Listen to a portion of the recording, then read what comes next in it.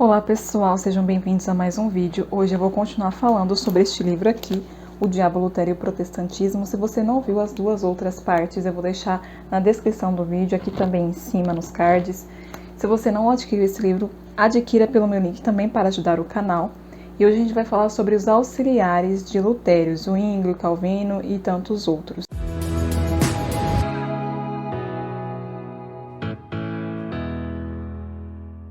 Então a gente vai começar falando de Zwinglio. Quem foi Zwinglio? Ele foi ordenado paroco, mas nas suas criminosas relações com uma mulher, obrigaram ele a deixar a sua paróquia. Então, já vai vendo por aí. Ele pediu para um bispo para que ele tivesse autorização para contrair um matrimônio, e nesse documento, Zwinglio e seus insolentes companheiros confessam lisa e francamente a vida escandalosa que levavam, através de abomináveis torpezas com mulheres de má vida. E aí o bispo se recusou, obviamente, em dar essa autorização, e Zwinglio se revoltou contra a autoridade eclesiástica e passou a viver escandalosamente com uma mulher perdida de nome Anna Reinhard, viúva de um magistrado.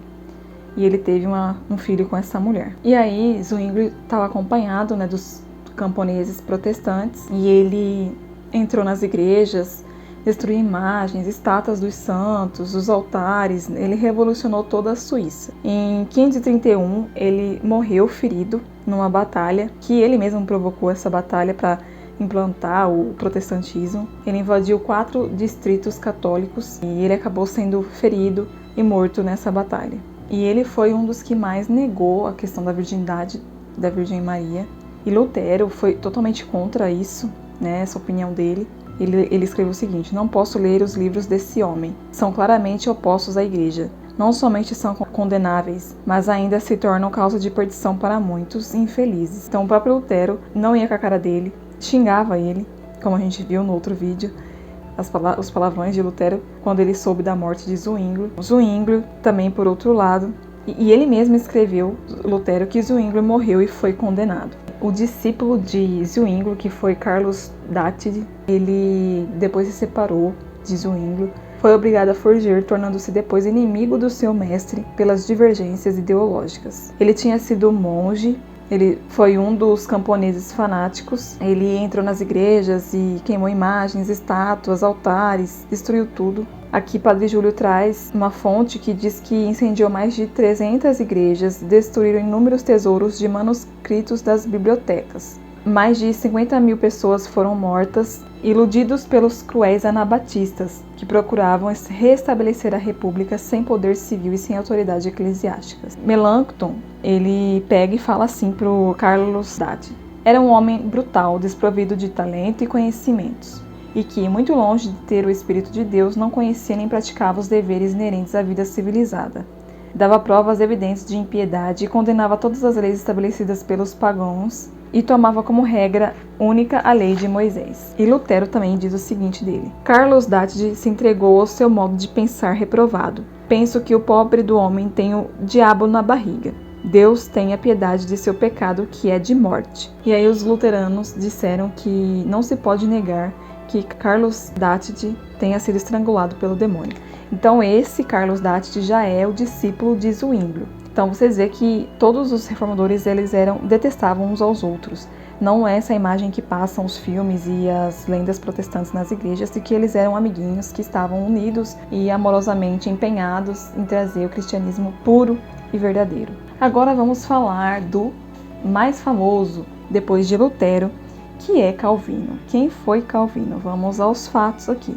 O seu espírito começou cedo a dar amostras patentes do que era volúvel, irrequieto e violento. João Calvino nasceu numa família pobre, foi educado na religião católica. Ele estudou em Paris, teve sim bons estudos, e aí, não servindo na milícia eclesiástica, foi para a Universidade de Orleans, onde já haviam penetrado as doutrinas heréticas de Lutero. Ali Calvino foi arredado da fé por um apóstata jacobino alemão, seu companheiro de quarto. Então essa pessoa enredou Calvino e pronto. Pouco depois travou relações com a rainha de Navarra e abertamente filiou-se à nova seita de Lutero. Calvino já era um pervertido, andou por diversos países, depois ele voltou para Paris para ser aceito pelo colégio do cardeal Lemosine, e ele ficava dogmatizando as ocultas, ficava espalhando as suas doutrinas e dogmas ali.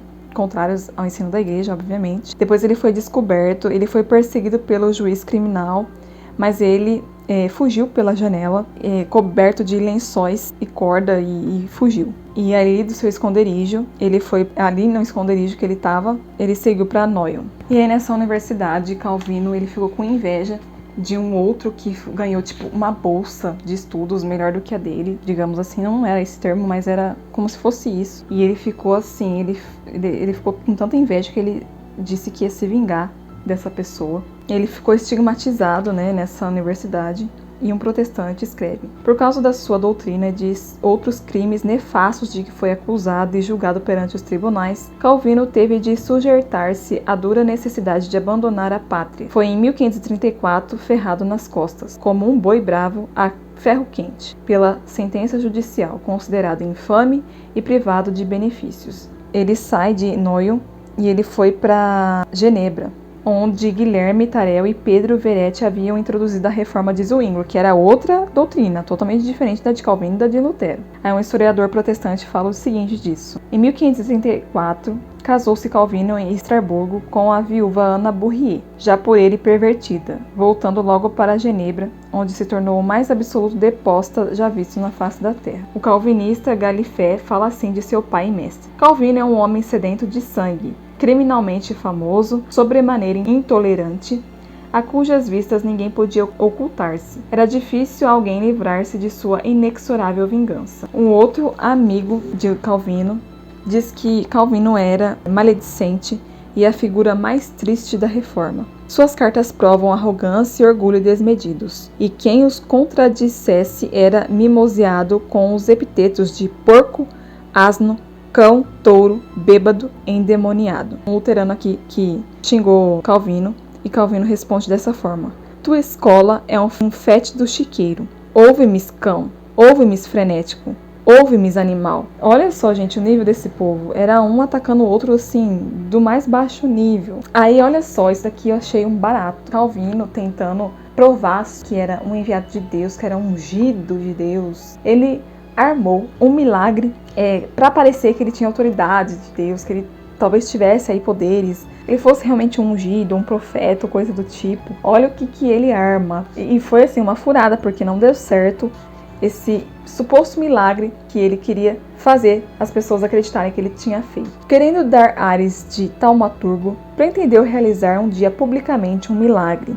fazendo reviver um companheiro das suas devassidões, chamado Brully. Para isto, o Brully se fingiu de morto e sua mulher, cúmplice da hipocrisia, ficou chorando perto do pretenso cadáver do marido na ocasião que Calvino passava por ali. Então esse Brully deitou no chão e se fingiu de morto. A mulher dele sabia que era mentira e ficou ali chorando, né, fazendo todo aquele teatro. E eles combinaram que Calvino iria passar ali do lado nesse momento. Soluçado, a mulher dirigiu-se a Calvino, comunicando-lhe a morte do seu marido. Este consolou-a, dizendo que ia ressuscitar o defunto, para provar a sua missão de reformador. Aproximando-se do morto simulado, ordenou em nome de Deus que ele se levantasse. Mas, infelizmente, por castigo de Deus, o homem ficara realmente morto. A mulher, exasperada, proclamou em altas vozes a sacrílega hipocrisia. Gente, olha isso, mas não existe nem em filme de comédia uma coisa dessa. Então eles simularam um milagre que Calvino queria provar que ele era um ungido de Deus, um reformador enviado de Deus, e ele queria sinais e maravilhas, né, para que as pessoas acreditassem na sua veracidade. E aí eles simularam esse teatro. O homem estava fingindo que estava morto e por fim o homem morreu de verdade. Eu tenho certeza que essa história vocês não sabiam. Mas, pois é, vai vendo o nível. E não para por aí, viu? As histórias e os crimes de Calvino. Também o médico Servetti, que é um dos mais famosos, muitos reformadores até conhecem essa história aqui de Servetti. Ele escreveu um livro apontando todos os erros de Calvino e contra Calvino, né? E Calvino jurou que ia matar Servetti. Então ele enviou uma carta ao cardeal Toron, vice-rei da França, acusando Servetti de heresia. O que fez exclamar o cardeal, um herege acusando o outro. Até o cardeal falou, você tá me falando dele, mas também é outro herege, né? Um herege acusando o outro, sujo falando mal lavado. Mas, pouco depois, Servetti foi preso em Viena por ordem de Calvino. E, poucos dias após, condenado à morte, a fogo lento. e executado com grande satisfação do herege. Tudo por autorização e permissão de Calvino. O seu mestre, que lhe havia inspirado a heresia, fala dele nesses termos: Calvino é violento e perverso, mas tanto melhor é este o homem de que precisamos para dar impulso nessa reforma. Calvino é a figura mais asquerosa que apresentou a pretensa reforma protestante. Verdadeiro monstro de corrupção e de hipocrisia. Todos os seus passos eram calculados, e dizia-se que os seus olhos, despindo uma chama impura, lançavam olhares mortais. O fim de Calvino foi a digna conclusão de uma tal vida. Vivera na lama, morreu na podridão. Eis com que termos ela foi descrita pelo protestante Schellenberg. Eu acho que é assim que se fala, é uma palavra totalmente difícil. Esse protestante diz assim: tal foi o golpe com que Deus feriu Calvino, com a sua mão poderosa, que ele exalou miseravelmente sua má alma.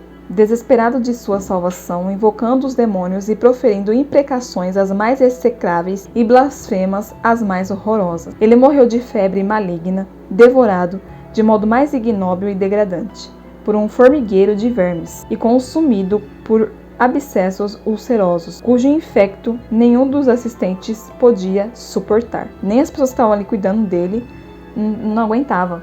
Ele teve uma morte assim, tal como foi a vida dele, podre. Foi devorado por formigueiro de vermes, olha isso. E essa narração é confirmada por um discípulo de Calvino, João Arém, que foi testemunha ocular da morte de Calvino. Ele diz assim: Calvino morreu como desesperado, tendo uma dessas mortes vergonhosas e degradantes com que Deus pune os ímpios e reprovados. Depois de ter sido atormentado por longos e horríveis sofrimentos, eu posso atestar, em verdade, porque vi com os meus próprios olhos seu fim funesto e trágico. E aqui, uma outra pessoa diz que Calvino foi infeliz, e só quem estiver cego deixará de ter na história a passagem mais infames que pesam sobre este homem, fundador do presbiterianismo. Eu, quando estava lendo isso, assim, parecia um filme de terror, porque realmente é uma história pior que a outra. Agora a gente vai falar um pouco de Henrique VIII, dos reformadores, assim, ocupa o topo da devassidão, da libertinagem. Ele, a princípio, estava a favor da igreja, só que, devido ao fato da sua inclinação aos prazeres sensuais, ele acabou aderindo à reforma. Todo mundo sabe disso, né? Ele era casado com Catarina de Aragão, mas ele começou a ter uma paixão por Ana Bolena. Para satisfazer ao seu desejo, pretendeu anular o seu primeiro matrimônio a fim de casar-se com a sua infeliz amante. E aí ele fez tudo o que podia para conseguir isso. Claro, obviamente, que o clero não ia autorizar uma coisa dessa, né? De modo algum, porque na igreja é permitido casar uma só vez. E aí, como ele viu que a igreja não ia ceder, um puxa-saco do rei, que foi o Thomas Cranmer, sugeriu que Henrique se proclamasse chefe da igreja da Inglaterra. E ele ia declarar o matrimônio dele com a Ana, e ele seria ali o novo supremo espiritual ali do seu reino.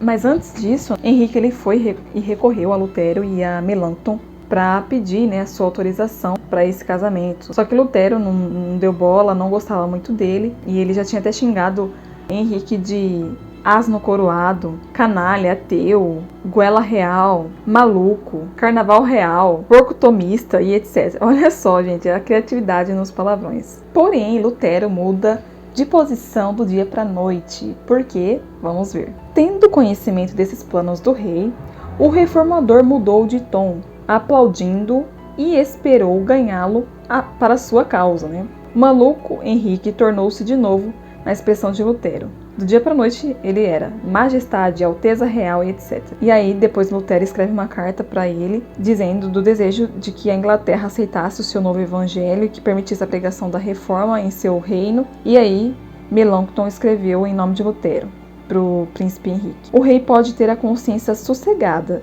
tome uma segunda mulher e conserve também a primeira, porque a multiplicação de esposas não é proibida pela lei de Deus e não deve ser considerada como coisa extraordinária. E assim foi dito e feito, né? Agora eles estavam todos amiguinhos porque cada um conseguiu o que queria.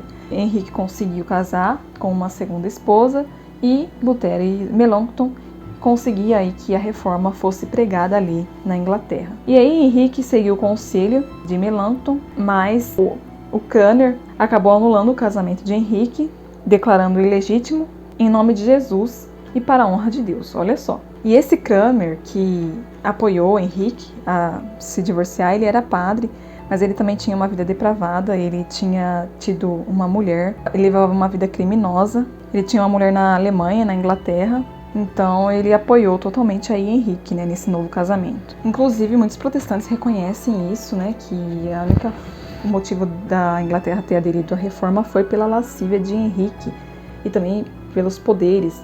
Um historiador, Guilherme Cobbett, fala: quis casar-se com Ana Bolena, não obstante ter quase certeza de ela ser sua filha, conforme provou o Dr. Byte, citado pelo referido autor. Ana era criada ou dama de honra da rainha Catarina, sua mulher, com quem casara consciente o parlamento e a Santa Sé. Então, Ana era, digamos que, como se fosse uma filha ali do rei Henrique, mas ele mesmo assim quis casar com ela. E aí Ana Bolena estava grávida e depois, logo em seguida, ele mandou matar ela, decapitar, só para poder casar com Joana Seymour. Este foi o motivo da reforma na Inglaterra, como afirmam todos os historiadores mais imparciais, à exceção de Hume e Bonnet, que, conforme assevera Cobbett, escreveram suas histórias para assegurar os benefícios rendosos de que tinham sido investidos. Então, a maioria dos historiadores falam que esse foi o motivo da reforma na Inglaterra. Henrique mandou decapitar milhares de pessoas, 2 cardeais, 18 bispos, 13 abades, 2 rainhas, 12 duques e condes, 164 barões, 500 religiosos, 38 doutores de teologia e jurisprudência. Todos os que eram católicos, mandou matar todo mundo. Mas assim, não foi exatamente Henrique o fundador, né, do anglicanismo. Foi Cranmer. Esse Cranmer, ele aqui diz que ele era um miserável, acostumado ao assassínio, à perfídia, à impiedade, à blasfêmia.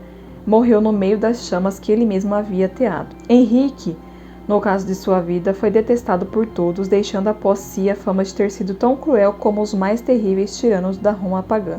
Ao esperar, disse aos que o rodeavam: perdemos tudo, o Estado, a fama, a consciência e o bem. Na morte ele disse isso. Ele quis criar uma igreja com o mesmo estilo de Roma, tanto que o anglicanismo, assim como o luteranismo, é muito parecido com a igreja católica na liturgia e em algumas coisas. E Lutero, Melanchthon e Bucer considerou licença para que outras pessoas ali, discípulos, né, outros reformadores, tivessem 2 mulheres legítimas ao mesmo tempo.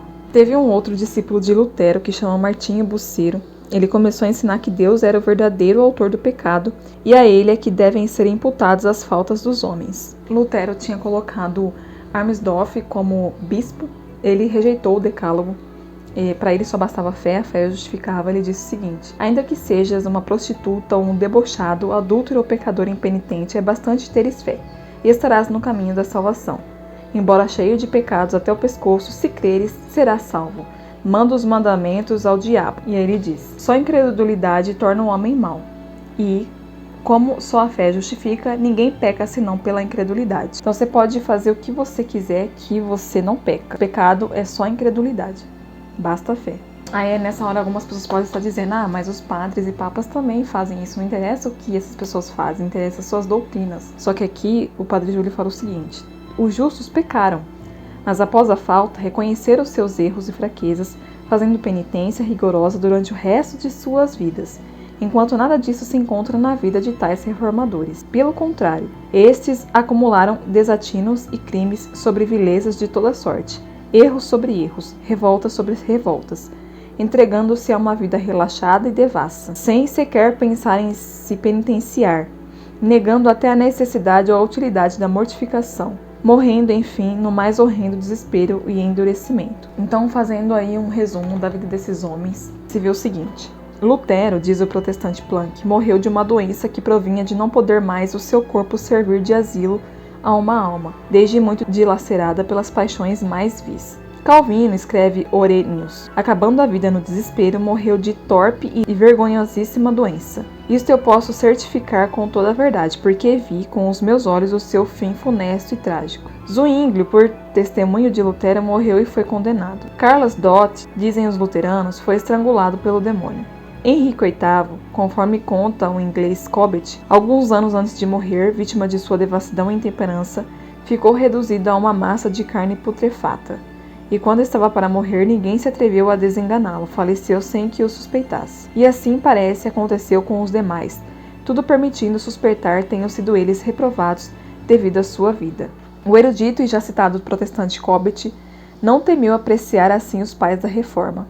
Talvez o mundo nunca viu, um século, algum uma cálifa de pátifes tão infames como estes até aqui enumerados. Lutero, ao tentar a sua pretensa reforma, renega sua fé, o seu sacerdócio, os seus juramentos de religioso, ataca o Papa, insulta os bispos, blasfema, vive miseravelmente em mancebia e tem como companhia, além de sua Catarina, homens perversos, cínicos, perdidos que procuram na reforma o meio de satisfazer as suas inclinações perversas.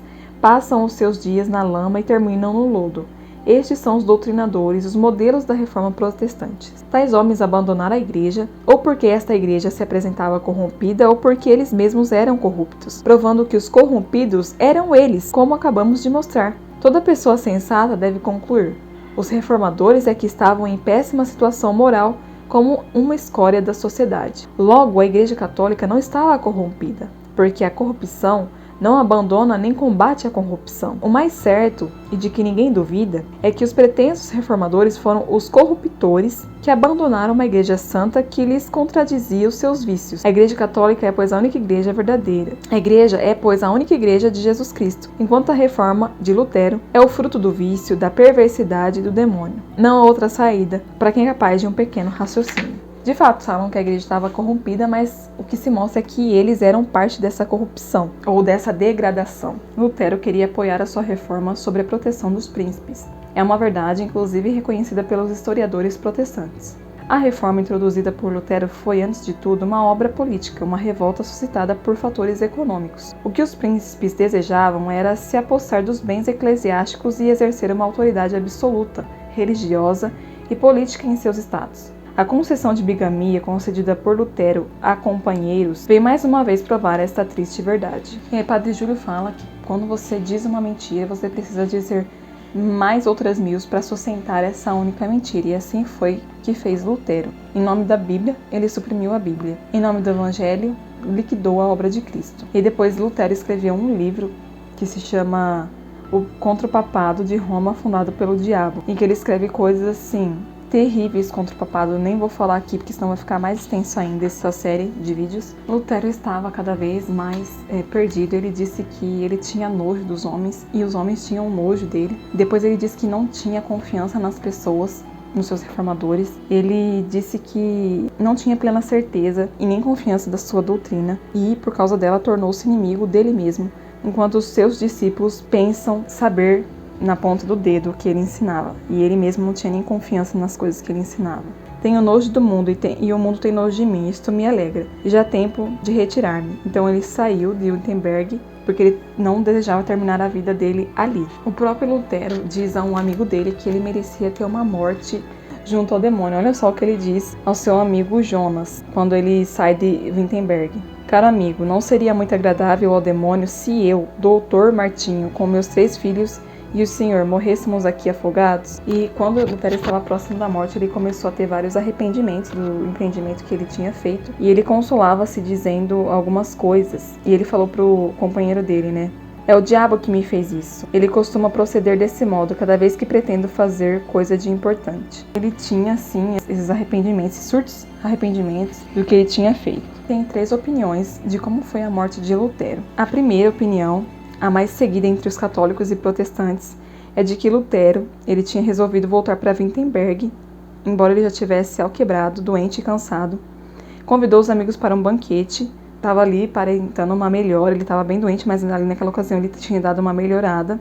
E comeram, beberam e cantaram para agradar os convidados. Lutero não deixou de beber bastante do bom vinho de Eisleben, ao ponto dele beber tanto que ele esqueceu que estava doente, e ficaram altas noites com seus amigos ali e tal, com o seu filho. E aí diz que ele foi ao quarto, sentou-se no sofá, mandando o seu criado se retirar. E aí depois parece que sabe Deus o que aconteceu. O criado foi lá bater na porta e não notou nenhum ruído. Aí ele chamou o filho de Lutero, esse criado, e eles abriram a porta e viram uma cena horrenda. Lutero estava no meio do quarto, estendido lá no chão, saindo-lhe as entranhas em redor do corpo. Era um cadáver. E aí tem outras opiniões aqui também. Uma segunda opinião é de que Lutero tinha se enforcado. Esta baseia-se numa carta do criado que o assistiu no dia da morte. Segundo tal carta, todos os presentes, no dia seguinte ao que encontraram Lutero enforcado, haviam obrigado por juramento em honra da nova doutrina nunca falar da cena presenciada. E tem uma terceira opinião que foi emitida pelo médico do Landgraf, Dr. Ratzenberg, que foi chamado na ocasião da morte de Lutero. Ele disse que ele teve um ataque de apoplexia, a queda e o derramamento dos intestinos, mas ajunta que, na véspera do dia de sua morte, antes de deitar-se à noite, escrevera com giz na parede de seu quarto o já convencido verso: Papa, eu fui a tua peste durante a vida, morrendo, serei a tua morte. E tem uma quarta opinião de protestantes que ele morreu de forma natural, sem acidente, sem agravante, recitando versículos da Bíblia. Ele teve um triste fim. Uma boa notícia que saiu na Católica Riviera, não sei se é um jornal, que existem na América do Norte 20 famílias com o nome de Lutero, sendo elas católicas. Ou seja, desse casamento de Lutero, seus 5 filhos, sendo 3 homens e 2 mulheres, saiu 20 famílias e que eram católicas, que se converteram ao catolicismo.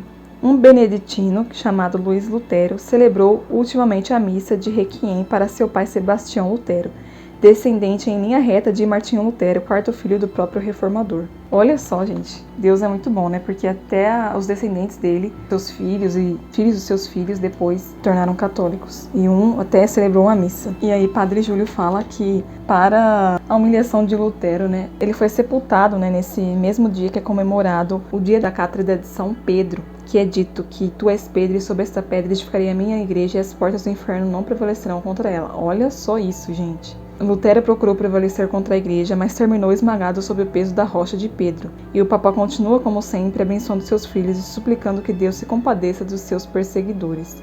Então esse foi o fim de Lutero e seus companheiros. A gente vai para o próximo capítulo falar sobre a resposta da igreja, que foi o Concílio de Trento, e também outros reformadores, na verdade os discípulos dos reformadores, e a gente vai continuar a 4ª parte desse vídeo. Se você gostou, adquira pelo meu link, vai estar aqui na descrição, deixe seu like, seu comentário e compartilhe com todo mundo este vídeo. Um beijo e um abraço.